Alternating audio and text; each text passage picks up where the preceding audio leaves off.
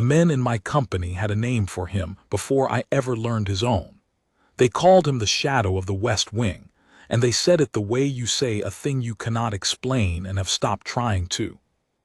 I was 22 when I first walked the corridors of Harrogate as a sworn man of the royal house, green in my boots and prouder of my sash than I had any right to be. And on my first night of watch, the sergeant who handed me my post looked at me and said only this: "You'll see the tall one near the princess. Sergeant Vane. Do not ask him why. Do not send him elsewhere. And whatever hour the crown keeps, he keeps the same hour beside her. That is not your business, and it is not mine, and it never will be." I remember thinking it a strange welcome. I remember thinking, too, that a man cannot simply choose to stand beside a princess of the realm from the small hours to the striking of the midnight bell, because the house does not permit such things. There are rotations. There are reliefs. There is a duty roster nailed to the guardroom wall, inked by the master of the watch, and every man's name is written on it in turn, and no man stands where he wills. That is the whole meaning of discipline in a place like this. You go where you are sent, and you leave when you are relieved, and your wanting has nothing to do with any of it. And yet, by the end of my first month, I had seen with my own eyes the thing the older men would not explain. Sergeant Emrys Vane was on every roster, at every hour, in every corridor the Princess Elara passed through, and no master of the watch had ever written him there. He simply was there. When she took the morning air in the east cloister, he was the still figure at the arch. When she sat with her father the king in the long gallery, he was the man at the door with his eyes forward and his gloved hands at rest. When she walked the children to their lessons, when she read alone in the Queen's old library, when she stood at the tall window of the West Wing at the hour most of the palace slept, he was there. Not close, never close enough to be an intrusion, never near enough that a stranger would think him more than furniture in a red tunic, but there, a dozen paces off always. A wall she could not see that no one could pass without passing him first. I want you to understand what kind of man he was, because if you picture some soft-hearted uncle hovering, you have him wrong entirely. Vane was the most disciplined soldier I have ever served beside, and I have served beside men who would frighten you. He was tall and spare, gray coming in early at his temples, though he could not have been past 40, and his face had that stillness that is not calm at all, but a thing hammered flat by long practice over something that will not lie flat on its own. He never spoke on watch. He never leaned. In 3 years I never once saw him shift his weight from boredom the way the rest of us did in the small hours. He stood as though standing were a promise he had made and would rather die than break. And though I did not know it then, that is exactly what it was. So I did what the young do. I asked. Not him. I was not fool enough for that. I asked the old men.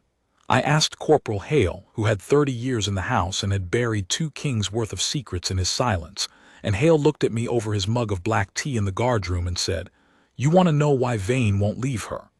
And I said yes, I did, because it was against every rule we lived by and no officer would touch it, and a man cannot break the whole shape of the watch without a reason. And Hale set his mug down and looked at the fire for a while, and then he said the thing I have never forgotten. "There's a reason," he said. "There's always a reason with Vane, but it's not the one you'll guess, lad. It's not love, not the kind you're thinking. It's not ambition. God knows the man's turned down promotion twice to stay where he is. And it's not madness, though I've heard fools call it that." He looked at me. "It's a debt, and it's a promise, and the two of them are braided so tight that Vane himself couldn't cut them apart if he tried. When you've been here long enough, you'll understand why nobody moves him. And when you finally hear the whole of it," he paused, and I swear the old man's eyes went bright and wet in the firelight, "it'll break your heart clean in two. Now finish your tea and get to your post." That was all he would give me. It took me the better part of 3 years to earn the rest.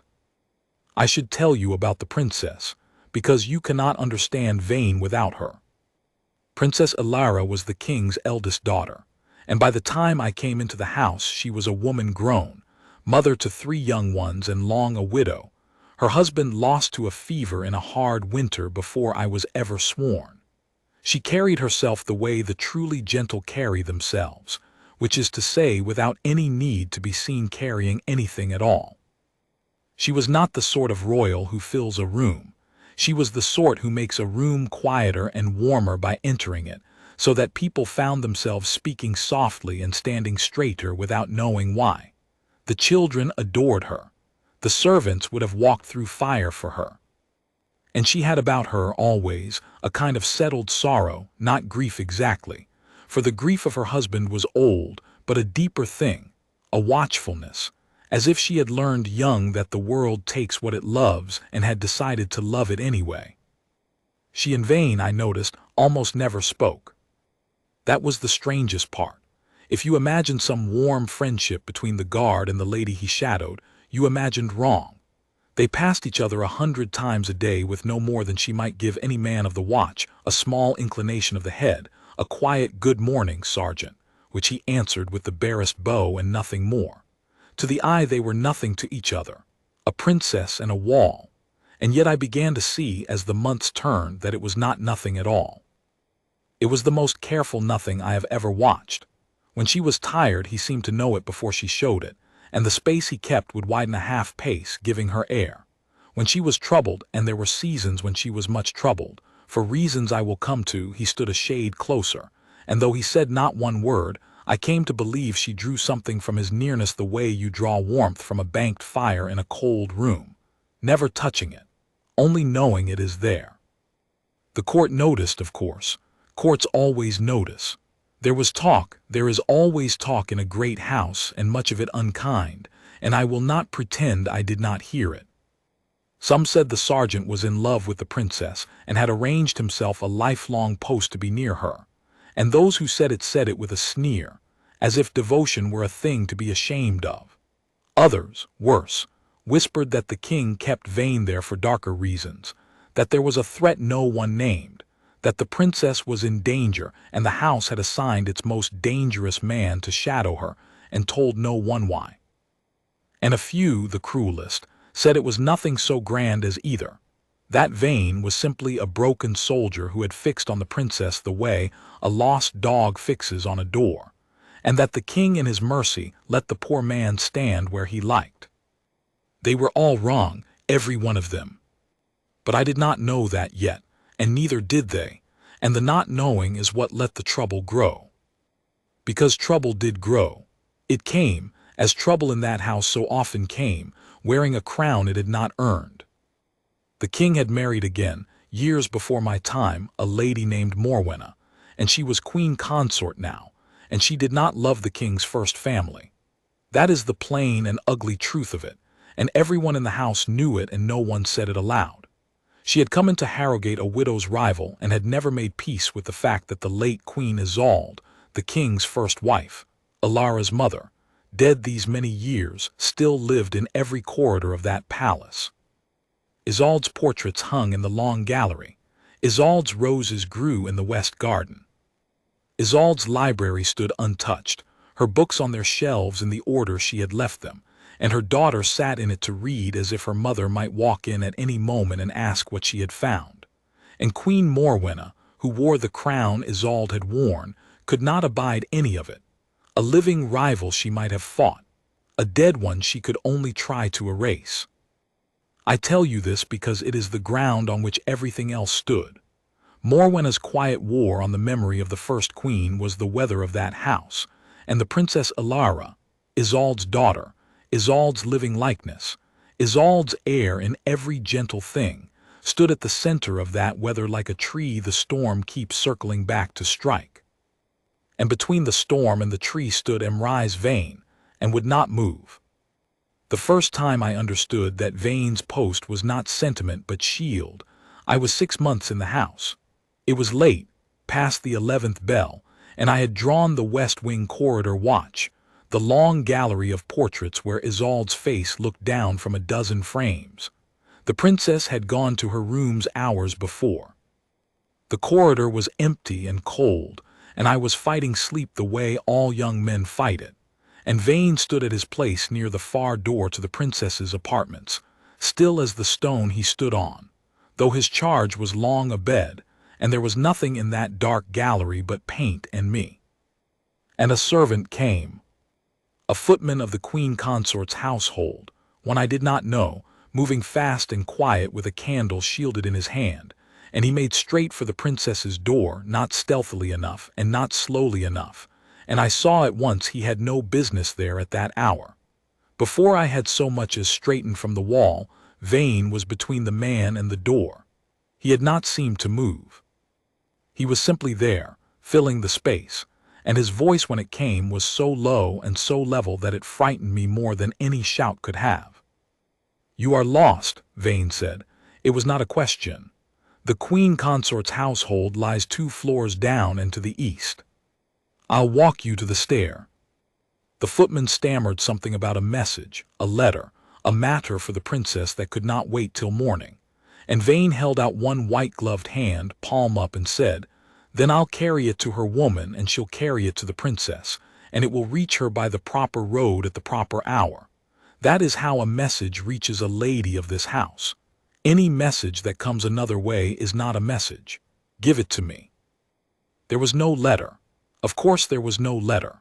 The man's hand had gone to his coat and found nothing there but the lie he'd already told, and I watched him understand that Vane had known there was no letter before he ever spoke, had known the whole shape of the thing the instant the footman turned into that gallery.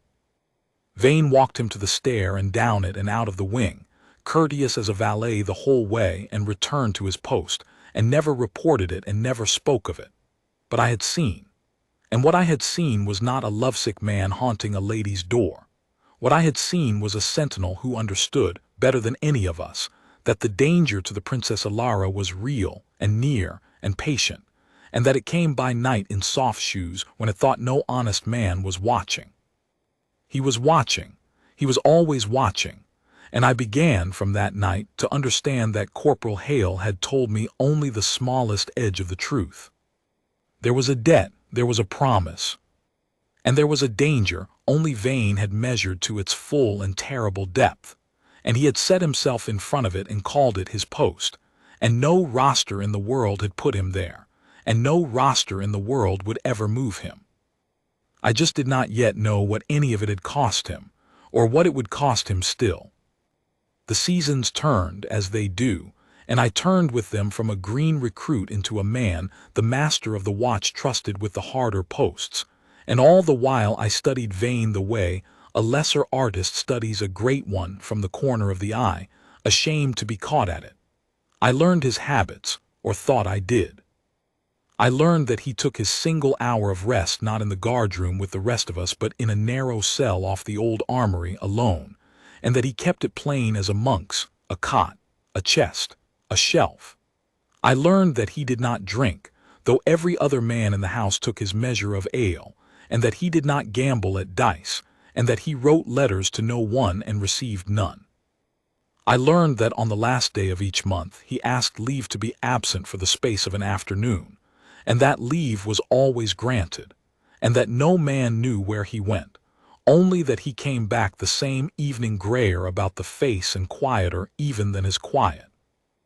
And I learned, this took longer, that the Princess Elara knew all of it, knew where he went on the last day of the month, knew what it cost him, knew, in fact, everything that I was straining to piece together from scraps, because she had been there for the beginning of it, and I had not. Between the two of them lay a thing entire and understood, and they carried it in silence because some things are too large and too tender to be handled with words, and both of them knew that too. The trouble I have spoken of came to a head in my second winter in the house. Queen Morwenna, weary at last of a rival she could not reach, had turned her mind to the children. Elara's 3, a girl of 9, quick and grave, whom the house called the little princess though she bore no title yet, and 2 boys, an elder of 11 and a small one of 6 who still ran everywhere he was meant to walk. They were Isolde's grandchildren. They had Isolde's eyes, the elder girl especially, and every time Morwenna looked at that child she saw the dead queen looking back, and it soured something in her past mending. It began with small cruelties, as such things do. The children's lessons were rearranged so they fell in the coldest rooms. Their nurse, a warm old woman who had served Isolde herself, was dismissed on a pretext, and replaced with a stiff creature of Morwenna's choosing who watched the little ones the way a jailer watches prisoners. Their hours with their mother were trimmed, an afternoon here, a morning there, on grounds of the proper schooling of royal children, until the Princess Elara found herself fighting for time with her own son and daughters, as though she were a servant petitioning for a favor. She fought it quietly. She was not a woman who made scenes. Her mother had not raised her to make scenes, and besides she must have known, that open war with the queen consort was a war she could not win. For Morwenna held the king's ear, and the king, God forgive him, was a man who preferred peace in his own house to justice in it, and would take the easier road every time it was offered. So Elara did not go to war. She endured, and she guarded her children as best a mother may who is being separated from them a slice at a time. And she leaned, though not one word passed between them, on the one wall in that whole cold house that Morwenna could not move. Because here is the thing I had not understood about Vane's post. It was never only the princess. It was her line. It was Isolde's line. Where Elara went, her children went. And where her children went, Vane's watch reached. And so the same silent shield that stood over the mother stood over the mother's children. And Queen Morwenna, for all her power, found that she could not get at those three young ones the way she wished. Not because the king forbade it, but because at every door and every corridor and every cold rearranged lesson stood a tall gray soldier who had a way of being precisely where he was needed and precisely, immovably. In the way. I saw her test him once. I will never forget it. It was a raw gray afternoon, the light going early the way it does in the deep of winter, and the little princess, the 9-year-old, Isolde's living image, had been kept late at some lesson in a far room, and her mother had come herself to fetch her home, which was not a thing princesses commonly did, but which Elara had taken to doing since the trimming of her hours, walking the corridors herself to gather her children rather than trust them to Morwenna's cold new nurse. And on that afternoon, in a narrow passage near the schoolroom, the queen consort was waiting. I was on watch at the passage end. Vane was at his place 3 steps behind the princess, as he always was. And Morwenna stood in the middle of the way with 2 of her own household behind her, and she smiled the smile she kept for her stepdaughter, which was all teeth and no warmth at all. "Elara," she said, "you needn't trouble yourself fetching the child. I've arranged that the little princess will take her supper with my household this evening. It is time she learned the ways of a proper court." And she said it not as a suggestion but as a settled thing, a done thing, and behind her the cold nurse stepped forward as if to take the little girl's hand. The child pressed back against her mother's skirts. She was 9 and grave, and she had learned already, too young, far too young, to be afraid of the woman who wore her grandmother's crown. Elara's arm came round her daughter, and I saw the princess draw breath to answer. And I saw, too, that whatever she said would not be enough, because Morwenna had made it a done thing, and Elara had no power in that house to undo the queen consort's done things. And then Vane spoke. He did not raise his voice. He never raised his voice. "The little princess sups with her mother tonight, madam," he said. "By the king's own standing order, which I had from his majesty's own hand at the turn of the year.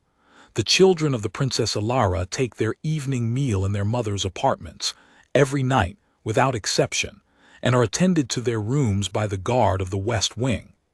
I have that order in writing in the guardroom, and I will fetch it if it is wanted." "But it is not wanted, is it, madam? You know the order. Everyone in the house knows the order." There was no such standing order. I would have staked my life on it, and I nearly did stake something, standing there with my heart hammering, for I knew as surely as I have ever known anything that Vane had invented that order whole in the space of a breath, and had staked his career, and perhaps his neck on the wager that the queen consort would not dare send a runner to the king to ask whether it was true. Because if the king were asked, if it came to the king's ear that a sergeant of the watch had invented a royal command to thwart the queen consort, Vane was finished, broken, turned out of the house in disgrace, at the very least, and the princess and her children left with no wall between them and the storm. Morwenna looked at him for a long moment, and Vane looked back at her, and his face gave nothing, nothing at all, only that hammered stillness, and I understood that this was the whole of his art, that he had spent 20 years and more building himself into a man whose face could not be read, so that in a moment exactly like this one, no one could ever be sure he was bluffing. She could not read him. No one could read him. And to send to the king and be told there was indeed such an order would make her look a fool and a bully in her husband's eyes. And to send and be told there was no such order would gain her a broken sergeant, but would not in the end gain her the child, for the king would simply make the order real to have peace. Either way she lost more than she won. Vane had seen all of that in a heartbeat and had gambled that she would see it too. She saw it, her smile thinned to nothing. "Of course," she said, cold as the gray light, "the children with their mother, as His Majesty wishes." And she turned and swept away with her household behind her, and the cold nurse with them, and the little princess let out a breath she had been holding so long her small face had gone white with it. Elara did not thank him. That was not their way. But as she passed him, gathering her daughter close, she paused for half a heartbeat, and she looked up at the tall gray soldier who had just risked everything he was to keep her child at her own supper table, and she said, very softly, only one word. "Emrys." Just his name, that was all.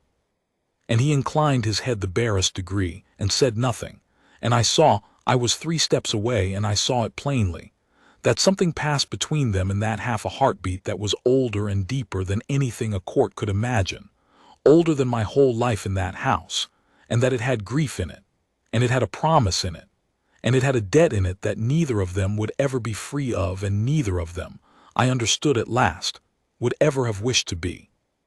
That night I could not sleep.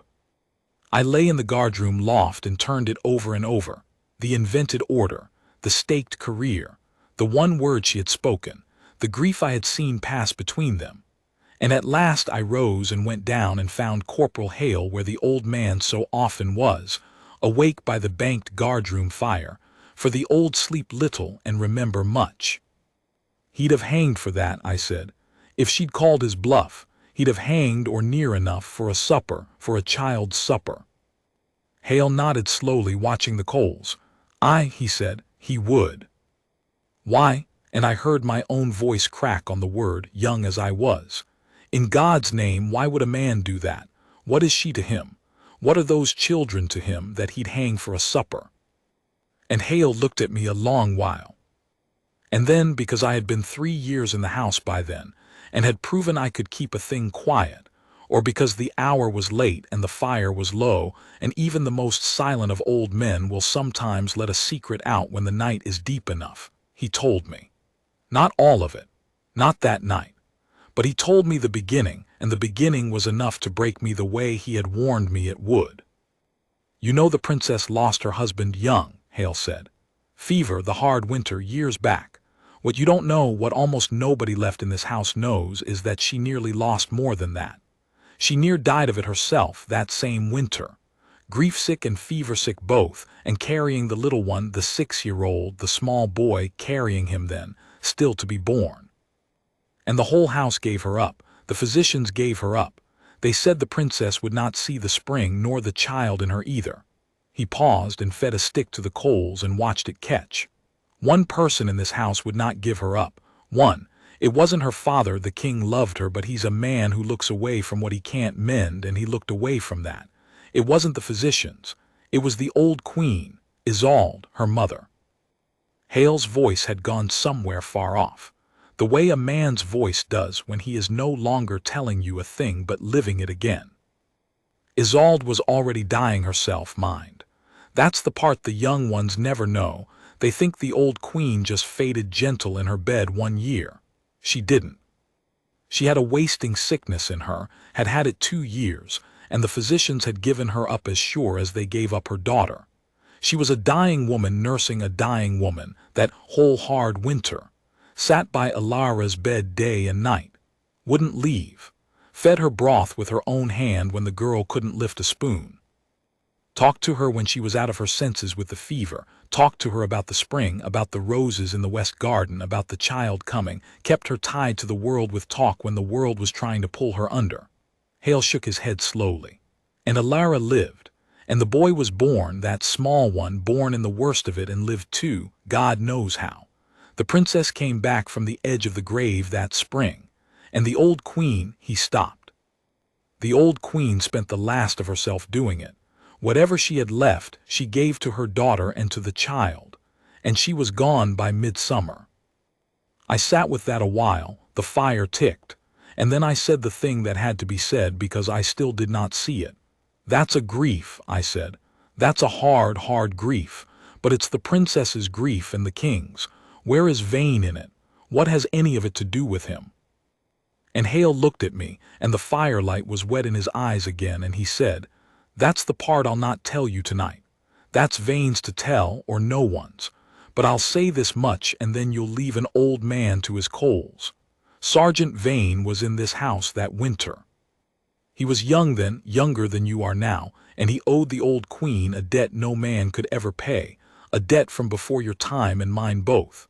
And when Isolde lay dying at the very last, she called for him, sent everyone else from the room and called for the young guardsman, and what she asked of him with the last strength she had, that's the promise, lad. That's why he'll not leave the princess. That's why he'll hang for a child's supper. He made a vow to a dying queen, and he's kept it every hour of every day for near 10 years, and he'll keep it till one of them's in the ground." Hale rose, stiff and slow, and gripped my shoulder once hard. "You wanted to know why nobody moves him. Now you know the shape of it, if not the whole, and now you'll wish you didn't. Get to your rest." I did not rest. I lay awake till the gray came, and I thought of a dying queen spending the last of her strength to hold her daughter in the world, and of a young guardsman called to her bedside at the end, and of a vow kept for 10 years in silence in cold corridors, and I understood for the first time that I was living alongside something I had no measure for. The court called it a strange habit. The unkind called it madness or love or a broken man's fixation, and it was none of those. It was the largest and most faithful thing I had ever come near, and it stood at a princess's door every hour of the day and asked for nothing. And no one in that whole gilded house knew what it was but 2 people who would not speak of it and one old corporal by a dying fire. I resolved that I would learn the rest. Not to tell it, I was past wanting to tell it by then. I wanted to understand it, the way you want to understand a thing that is too big for you, so that you might be a little less small yourself. In the months that followed, I came to see something else about Vane's watch, something none of the guardroom talk had ever touched, and it changed the way I understood the whole of it. I had thought until then that his vigil was a thing of the heart only, a grieving man keeping faith with the dead, standing where a promise told him to stand. I learned that it was more than that. Vane was not only faithful, he was right. There was a danger about the princess and her children, a real and present one, and Vane had measured it to a depth that no one else in that house had troubled to reach, because no one else in that house was looking the way a man looks who has already lost everything once and will not lose it again. I saw it plainest in a small thing one spring morning, and small things are how you learn the truth of a man. The Princess Elara had taken the children into the west garden among Isolde's roses, and a gardener new to the house, a stranger, taken on that season, a big silent fellow whom no one seemed to know well, had been set to work near the path the children ran on. Nothing in it. A gardener, a path, children at play. Every man of the watch that morning saw a gardener and thought no more of it. Vane saw a stranger no one had vouched for, working slow where he had no cause to work slow, with his eyes going too often to the little princess. And Vane did not make a scene, and Vane did not accuse, and Vane did not raise his voice. Vane simply moved without seeming to move until he stood between that gardener and the children, and he stayed there, a wall in a red tunic, until the family went in. And that evening quietly, he had the man's history looked into, and it came back that the fellow had lied about where he'd served before and lied clumsily. And within the week the gardener was gone from the house and no explanation given, and I never did learn the whole of what he'd been or who had placed him there.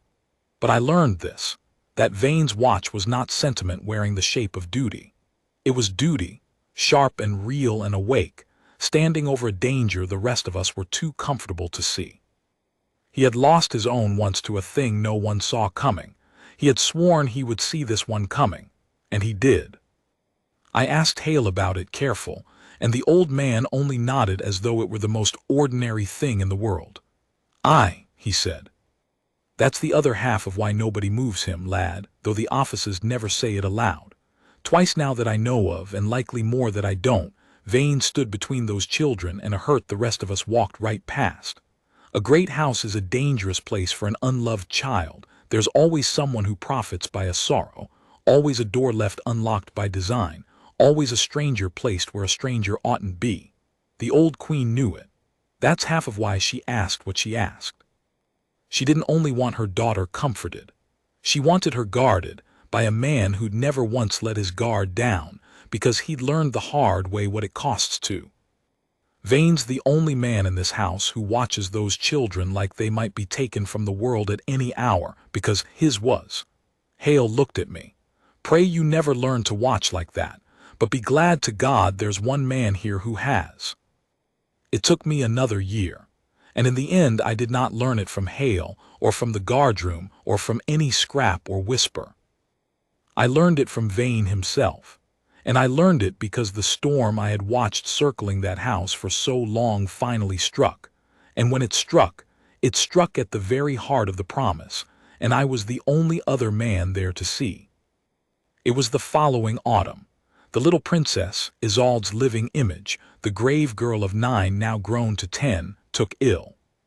It came on fast, the way the bad fevers do in the turning of the year.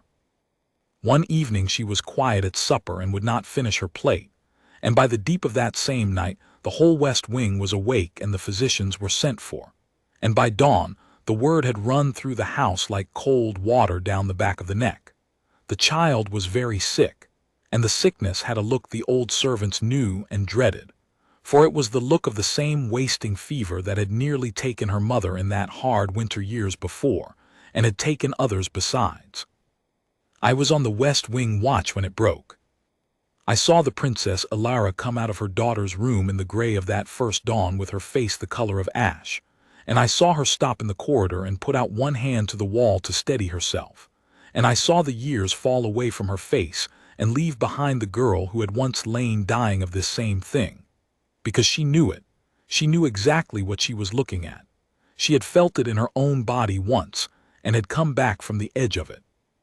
And now it had reached past her and taken hold of her child. And Vane was there. Of course Vane was there. He had come the instant the house woke, had crossed from his cell off the armory the moment the first servant stirred, and he stood at the little princess's door with his face gone whiter than I had ever seen it, whiter than the princess's own, and for the first time in 3 years I saw the hammered stillness of him crack. Only a hairline, only for a moment. But I saw it a flinch across the eyes, a thing behind the face that was not calm at all but a terror so old and so deep it had no bottom, and I understood that whatever this fever meant to the princess, it meant something even worse to Vane, something I still could not name. The days that followed were the worst that house had known in my time in it. The physicians came and went with grave faces and gave the child their draughts and their bleedings and their poultices, and shook their heads in the corridor where they thought no one heard, and said the words no one wanted to hear, that the fever must break within the week, or it would not break at all. The Princess Elara would not leave her daughter's bedside. She sat as her own mother had once sat by hers, day and night, feeding the child broth with her own hand, talking to her through the fever dreams about the spring and the roses and the world waiting, tying her daughter to life with talk the way she herself had once been tied. And Vane did a thing that broke every rule of that house, and no one stopped him, because by then even the officers had begun to understand that Vane's post was not a thing the house had given him, and not a thing the house could take away. He moved his watch into the sick-room corridor and did not leave it, not for his hour of rest, not for meals, not for sleep. For 3 days and 3 nights he stood at the little princess's door, and when the older men came to relieve him he sent them gently away, and when the master of the watch came to order him to his rest, he looked at the man with those cracked, terrible eyes and said, "I made a promise. I'll keep it here." And the master of the watch, who had 30 years in the house and had never in his life let a man defy the roster, looked at Sergeant Emrys Vane standing his silent, sleepless vigil at a dying child's door, and turned and walked away and said nothing, and let him stand. On the 3rd night the fever climbed toward its crisis. I know because I was posted to the West Wing that night. I had asked for it. I could not have borne to be anywhere else. And near the midnight bell one of the physician's men came out of the sick room at a run to fetch more of some draught, and left the door ajar behind him in his haste. And through the gap I heard the child crying out in the grip of the fever, thin and frightened, calling for her mother. And I heard the Princess Elara's voice low and steady answering her, "I'm here, my love, I'm here. I'll not leave you." And I saw Vane, at his post beside that open door, close his eyes. He closed his eyes. In 3 years I had never once seen him close his eyes on watch, and his lips moved. And I was close enough, God help me, to hear the words, though they were meant for no ear but his own and perhaps for one who was long past hearing. "I have not left her," he said, so low it was barely breath. "Do you see my queen? I have not left her, nor her child, not for 1 hour, as I swore to you, as I swore." And a single tear ran down the hammered stillness of that soldier's face and fell and was gone, and he opened his eyes and stood straight again and took up his watch, and I turned my own face to the wall so that he would never know I had seen. The fever broke at dawn. I will not pretend I understand how these things turn. The physicians did not understand it either, for all their draughts and their grave faces. But somewhere in the darkest hour before the light, the little princess's fever climbed to a height that the eldest servant said no child could pass through and live. And then, near daybreak, it broke and fell, and the child slept a true sleep for the first time in 3 days. And when the sun came in gray and cold over the west garden, the physician came out of the sick room and told the Princess Elara that her daughter would live. Elara did not weep then. She had no strength left to weep with. She stood in the corridor with the news washing over her, and she turned, before she went to any other soul in that house, before she went to her father, the king who had been sent for and was hurrying up from his own apartments. She turned first to the tall gray soldier at the door, who had stood sleepless 3 days and 3 nights on a promise, and she crossed the little space between them, and she took both his gloved hands in both of hers, there in the open corridor where anyone might see, and she said, "She lives, Emrys, she lives. You kept her. You kept her for both of us." And Vane, the man who never moved, who never spoke, whose face could not be read, Vane bowed his head over the princess's hands, and his shoulders shook once, only once, and he said in a voice I could barely hear, "I only stood, my lady. It was you who kept her, and your mother's God if he is anywhere at all." I should tell you that I thought, that morning, the story was over.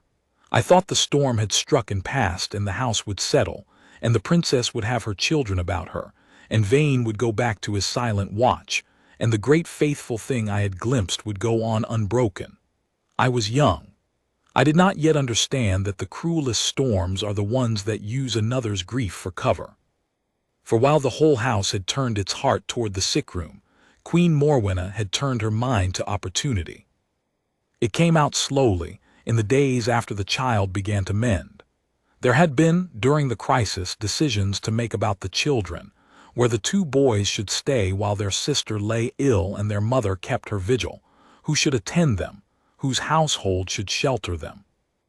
And Morwenna, with the king distracted by his daughter's danger and his granddaughters, had quietly gathered the 2 boys into her own household for their safety and comfort in a troubled time, and had installed her cold nurse over them, and had begun, gently, reasonably, in the voice of a concerned stepmother, to suggest to the king that the arrangement ought to continue. That the Princess Elara, worn down by grief and by her long vigil, was in no state to raise 3 children. That the little princess's illness proved the West Wing was an unhealthy place. That the children of the blood royal ought to be raised in the queen consort's household, in the proper way, under the proper eye. She had waited years for this. She had waited for a moment when the princess was weakened past fighting, and the king was frightened past thinking, and the fever had handed her exactly that moment, and she took it with both hands. And it very nearly worked.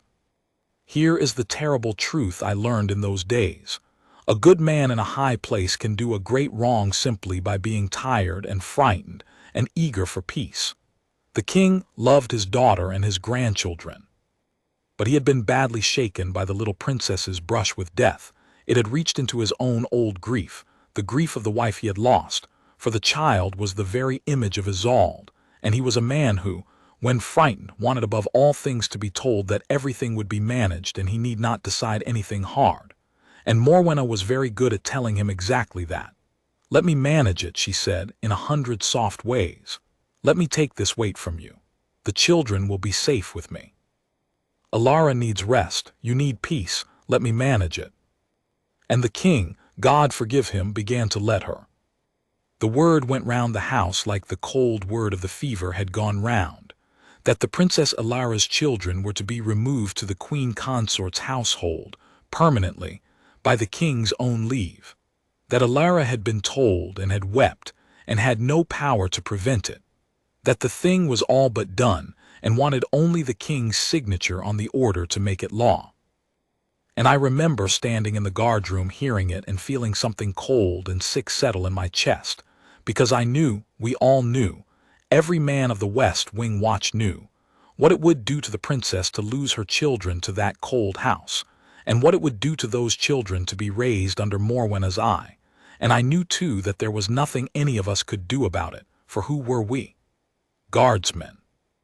We stood at doors. We did not make the king's decisions, and we did not unmake them.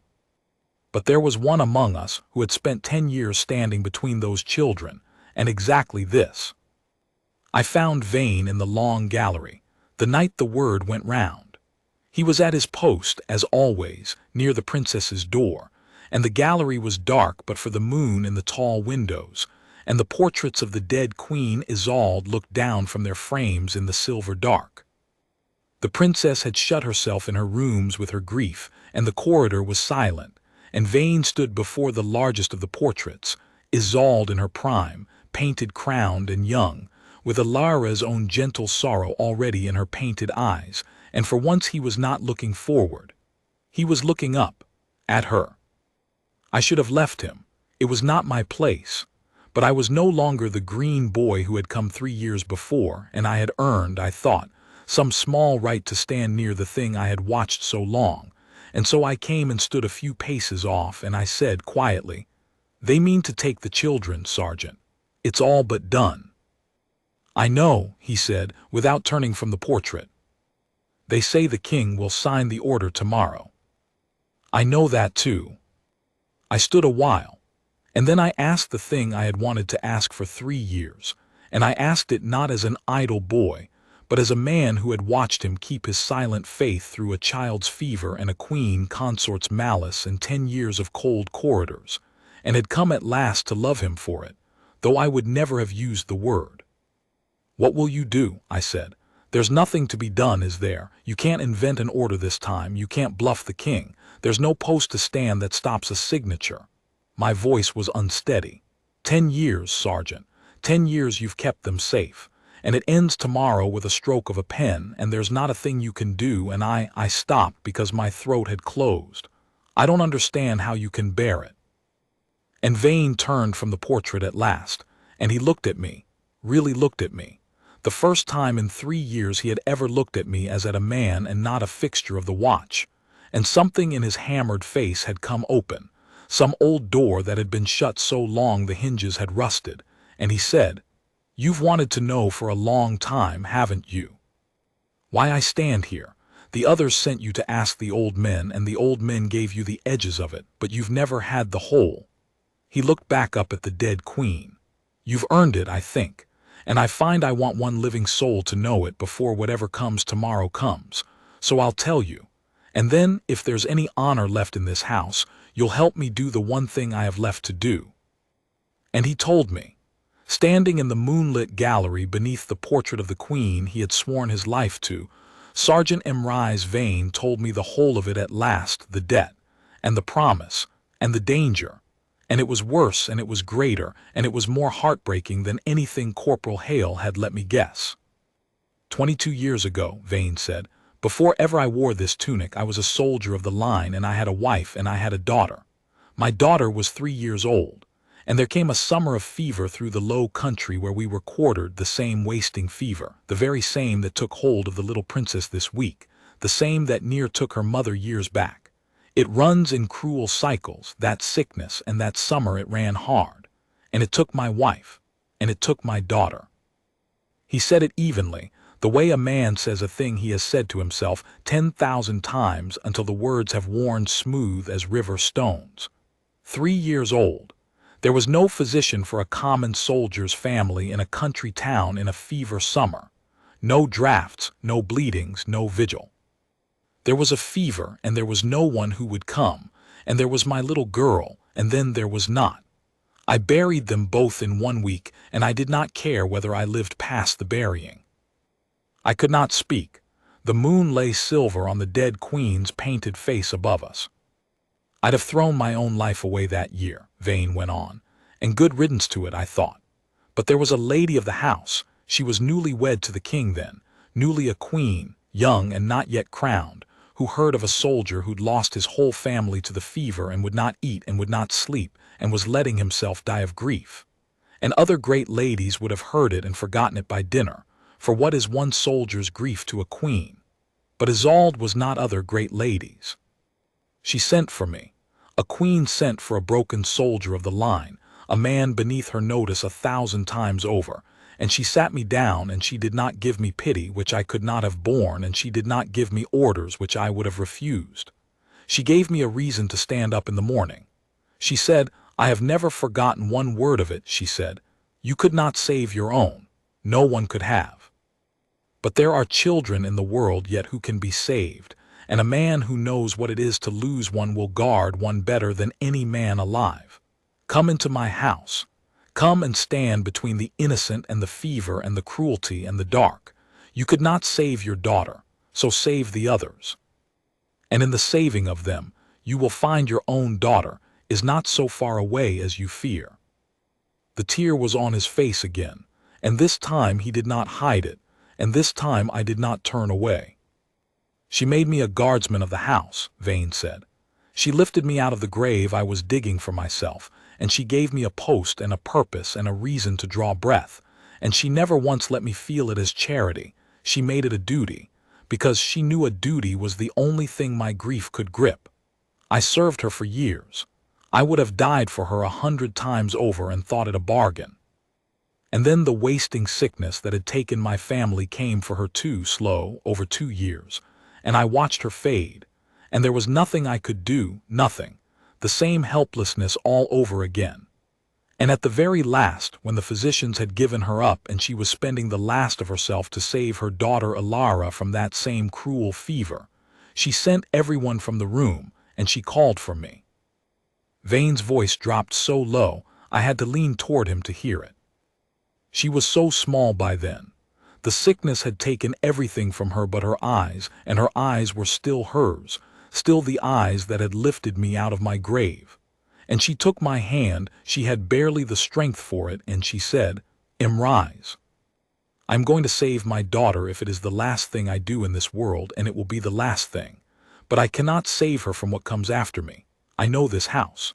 I know who waits to fill my place, and I know what that one is. And I know she will not love my daughter nor my daughter's children, and I will not be here to stand between them." And she looked at me dying, spending her last hour on it, and she said, "Once I gave you a reason to live when you had lost your child. Now I ask you to be the thing you became. Stand between my daughter and the dark as you could not stand between your own and it. Never leave her. Never leave her children. Not for 1 hour, not while you draw breath. I cannot make it a royal order, for I will be gone and my order will die with me. I can only make it a promise between us, soldier to queen. Give me your word. Give a dying woman your word, and I will go easier into the dark for having it." He stopped. The gallery was utterly silent. High above us the painted queen looked down with her gentle sorrowing eyes, and I understood at last why Vane stood so often beneath her, and why the court's talk of love had been so wrong and so right at once. For it was love, the deepest and most faithful love, only not the kind their small minds had reached for. "I gave her my word," Vane said. "I knelt at her bed and I gave a dying queen my word that I would never leave her daughter, nor her daughter's children so long as I lived, and that no roster and no order and no power in this house would move me from that post, because it was not the house's post, it was hers, and she was giving it to me with the last breath she had, the way she'd given me my life with the first breath she'd spent on me all those years before." And she smiled, and she said, "Then I am not afraid." And she was gone by midsummer, as you know, and I have kept my word every hour of every day for near 10 years. He looked at me. "That is why I stand here, not love as the fools mean it, a debt I can never repay to a woman who gave me back my life, kept as a promise to her at the hour of her death. She could not save her own child from the dark, none of us can save everyone, but she saved me, and then she asked me to save her daughter, and I have. Until tonight." And there it was. The false dawn had passed, the setback had struck, and the terrible thing about it was that this time there was no bluff to run, no invented order, no post to stand. A signature was not a footman in a dark corridor. Vane could not put his body between the princess's children and a stroke of the king's pen. "Tomorrow he signs the order," Vane said, "and the children go to Morwenna's household and my promise breaks, not because I left them, but because they are taken from where I can stand. And a promise to the dead is the one promise a man must never break, for the dead cannot release him from it, and there is no forgiveness to be had from a grave." His jaw worked. "I have thought of everything. I can refuse to give the children up and be broken and turned out, and then who stands the post? I can go to the king and beg and be a sergeant begging, and dismissed as a sergeant is dismissed. There is only one thing left that might serve, and it is a thing I have no right to do, and it may cost me everything, and I need one honest man to witness it so that if I fall, at least one living soul will know I did not fall for nothing." He looked at me steadily. "Will you witness it, whatever comes?" I did not hesitate. I think I had stopped being a boy somewhere in the telling of that story. "I will," I said, "whatever comes." What Vane meant to do was this.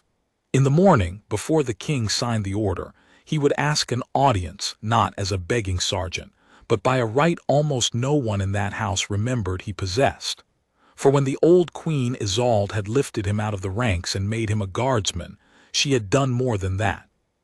She had, in the fullness of her gratitude for a man who had served her faithfully through her years, granted him a token, a small thing, a silver medallion struck with the old queen's own device, given privately, the kind of personal favor a monarch may bestow, and with it, by the ancient custom of that house, the right to ask one audience of the crown that could not be refused on any matter at any time, once in his life. It was called, in the old speech of the house, a queen's boon. Isolde had given him hers and told him to spend it wisely, on the day it mattered most. He had carried it 10 years and never spent it. He would spend it now. The morning came gray and hard. I was at the audience chamber door. Vane had arranged it quietly, so that his witness would be posted where he could see and hear. And I watched Sergeant Emrys Vane walk into the presence of the king with his back straight and the little silver medallion of the dead queen in his gloved hand.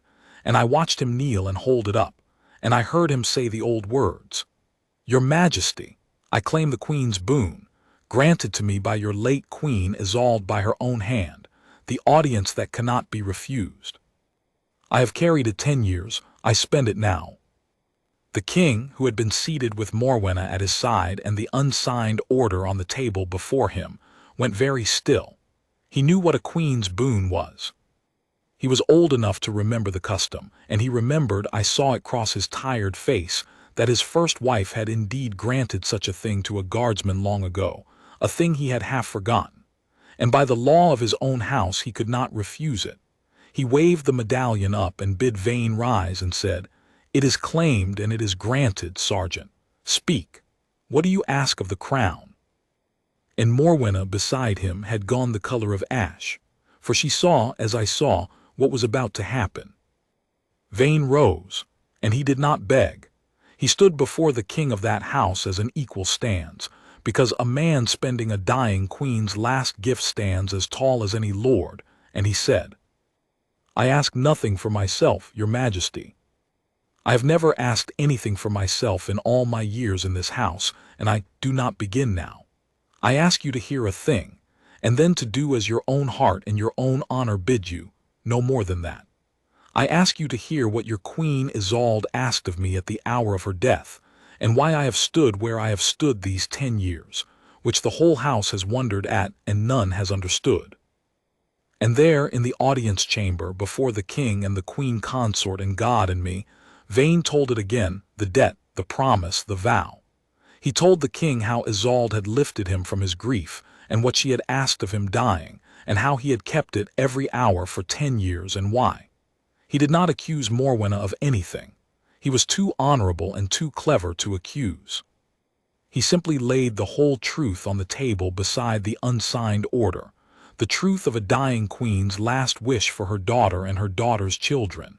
And he let it lie there next to the pen, and he said, at the last, "Your Majesty, I cannot stop you signing that order.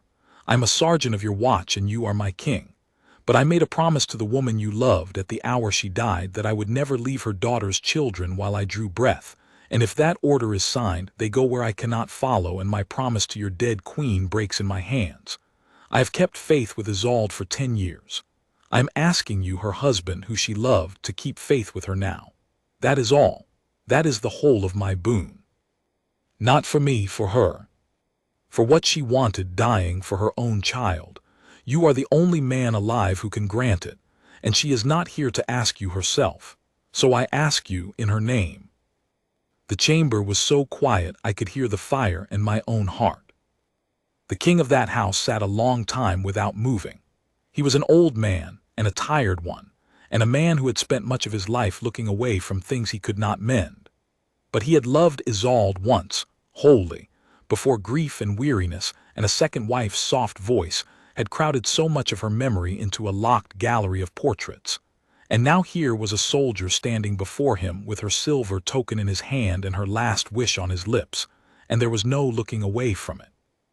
He could not look away from Isolde, not when she was speaking to him through the mouth of the one man who had never forgotten her.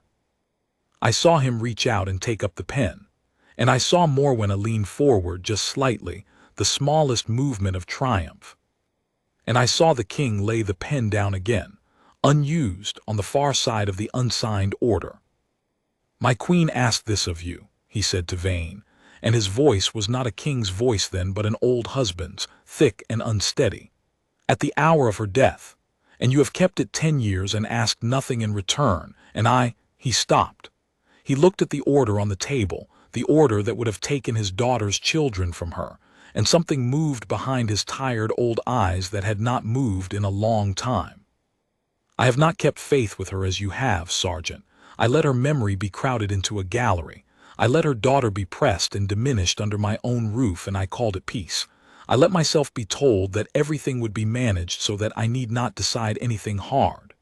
He looked up, and for a moment the weariness was gone and there was a king in the chair after all. "I decide it now. The order is refused. It will never be signed. The Princess Elara's children return to their mother's household this day, and they remain there, and no one will move them again while I live. And when I am gone, it will be written into the standing law of this house that they never can be. Let that be Isolde's boon, kept at last, 10 years late, by a husband who should have kept it himself." Then he turned and he looked at the queen consort beside him, and whatever was in his face I could not fully see, for his back was half to me, but I saw Morwenna's face, and I saw it close like a shut door, cold and blank and beaten, and I saw her understand that in her reaching for everything she had at the last, lost the thing she wanted most, and lost it before her husband's own eyes, laid bare as what she was by the plain truth of a soldier's honor. She said nothing. There was nothing to say.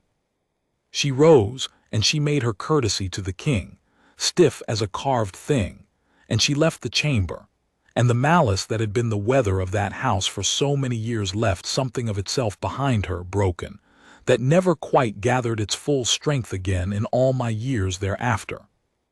And the king rose too, and he came down from his chair, and he did a thing no one in that chamber had ever seen a king do. He came to Sergeant Emrys Vane, and he put out his hand not to be kissed, but as one man puts out his hand to another, and he said, "Thank you, for keeping faith with her when I did not. Walk with me, Sergeant. I would hear about my wife from a man who remembers her as she was." I saw Vane take the king's hand. I saw the two of them, the king and the guardsman, go out of that chamber together into the gray morning to speak of a woman 10 years dead whom they had both, in their different ways, loved past the grave. And I stood at the door where I had been posted to witness, and I found that I could not see them clearly at all, for my eyes had gone to water, and I let them, and I was not ashamed. The children came home to their mother that same afternoon. I was on the West Wing watch, and I saw the two small boys run down the corridor into the Princess Elara's arms, and I saw the little princess, well now, thin from her fever but well, walk more slowly and gravely to her mother and be gathered in, and I saw the Princess Elara hold all three of her children at once in the doorway of her apartments and weep at last, the weeping she had had no strength for, and it was not grief this time. And a few paces off, in his place, stood the tall gray soldier who had kept them all, and his face had gone back to its hammered stillness, but I knew now what lay behind it, and I would never again mistake it for coldness.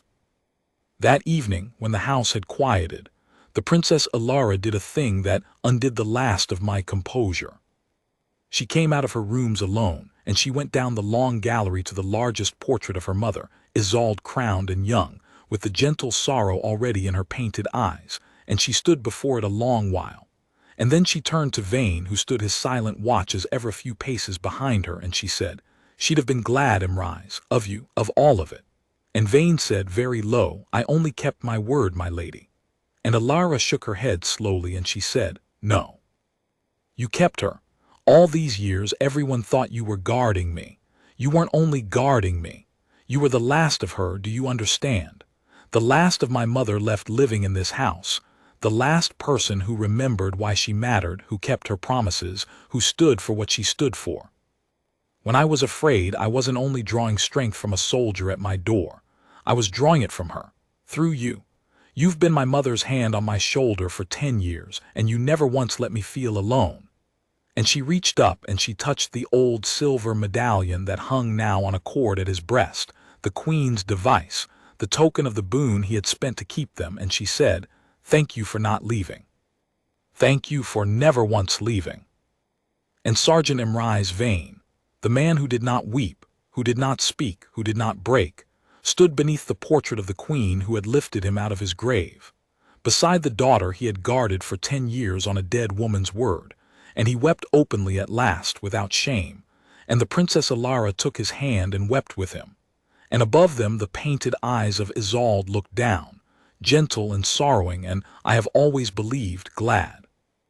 That is the reason, that is the whole of it, the thing the court could not guess and the unkind sneered at, and the fools called love or madness. Everyone in that house noticed that the royal guard never left the princess. They noticed it for 10 years and made 100 wrong stories of it. And the true reason was the oldest and the simplest and the most heartbreaking of all. A broken soldier had been given back his life by a queen who then died asking only that he give that life to guarding her child, and he had kept the promise, hour by hour, year by year, in cold corridors and sick rooms and audience chambers, asking nothing, expected by no one, moved by no roster and no power, because a promise to the dead is the one promise a faithful man will never break, and because in the guarding of that daughter he had found, exactly as Isolde told him he would, that his own lost daughter was not so far away after all. Vane served in the house until his hair was fully white, and the little princess was a woman grown with children of her own. And when at last he grew too old to stand his watch, he did not leave it easily, but the Princess Elara, who by then had daughters of her own for him to watch over if he'd wished, would not have him standing in the cold at his age, and she settled him in a warm room off the west garden where Isolde's roses grew, so that he could see them from his window. He died there, one summer, quietly, an old man who had kept his word for the whole span of a life. And they buried him, by the king's own command, and the princess's own asking, in the house's own ground, near the old queen he had served, which is an honor almost never granted to a common soldier of the line. I stood at his burying. I was an old man myself by then, the last who knew the whole story, for Hale was long gone and the king too, and even the princess gray now. And on his stone, by her wish, they cut no rank and no long tale, only his name, and beneath it 3 words that the Princess Elara chose herself, and that meant nothing to the strangers who read them and everything to the few of us who knew. He never left. I have kept his story all these years the way he kept his promise, quietly and faithfully and asking nothing. And now that I too am old and the time has come to hand it on to some green boy who will one day wonder why a guardsman's grave lies so near a queen's, I set it down at last, so that it will not be lost, so that someone somewhere will know why the royal guard never left the princess, and will understand that the most faithful things in this world are the ones that are done in silence, for the dead, expecting no reward, and that a promise kept for a lifetime is a kind of love that outlasts the grave and reaches past it and holds. That is the reason, and I have never once been able to tell it without my own old heart breaking, the same as yours is breaking now.